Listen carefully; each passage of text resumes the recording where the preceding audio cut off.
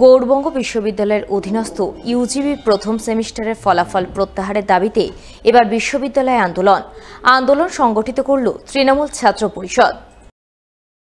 আন্দোলনের অঙ্গ হিসেবে সোমবার বিশ্ববিদ্যালয়ের অধীনস্থ বিভিন্ন কলেজের ছাত্রছাত্রীদের নিয়ে তৃণমূল ছাত্র পরিষদ নেতৃত্ব গৌড়বঙ্গ বিশ্ববিদ্যালয়ে প্রথমে বিক্ষোভ মিছিল সংগঠিত করেন। বিক্ষোভ শেষে ডেপুটেশন দেন বিশ্ববিদ্যালয় কর্তৃপক্ষকে।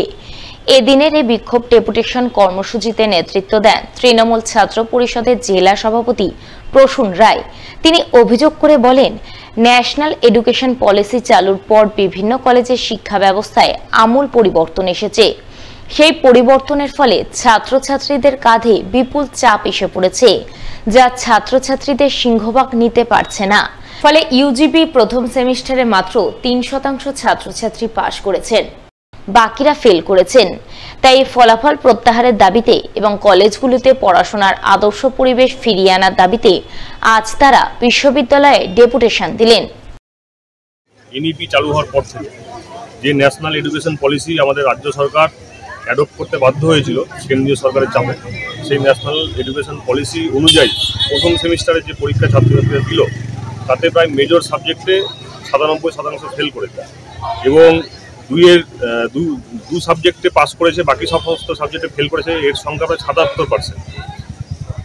এনইপির নিয়মই হচ্ছে কোনো একটা সেমিস্টারে একটা পেপার পাস করলেই তাকে পরের সেমিস্টারে প্রমোট করে দেওয়া যাবে, কিন্তু বাকি পেপারগুলো তার ব্যাক থেকে যাবে। আজকে যে ছেলে মেয়েটা 4-5টা ব্যাক নিয়ে পরের সেমিস্টারে উঠছে তাদের কিন্তু সেই সেমিস্টারে পরীক্ষা দেওয়ার পাশাপাশি বিগত সেমিস্টারে ব্যাক পেপারটাও ক্লিয়ার করতে হবে এবং এটা ছাত্রছাত্রীদের কাছে একটা বিশাল বড় বোঝার সম্মুখীন ছাত্রছাত্রীরা হয়েছে এবং এই কারণের জন্য মেজরেই কিন্তু 97% ফেল আছে।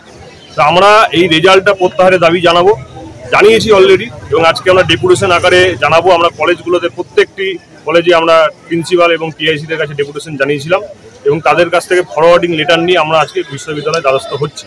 বিশ্ববিদ্যালয় কর্তৃপক্ষকে আমরা বলবো এই রেজাল্ট প্রত্যাহার করতে হবে এবং এই 97% ফেল 3% পাস এই রেজাল্ট আমরা মানি না।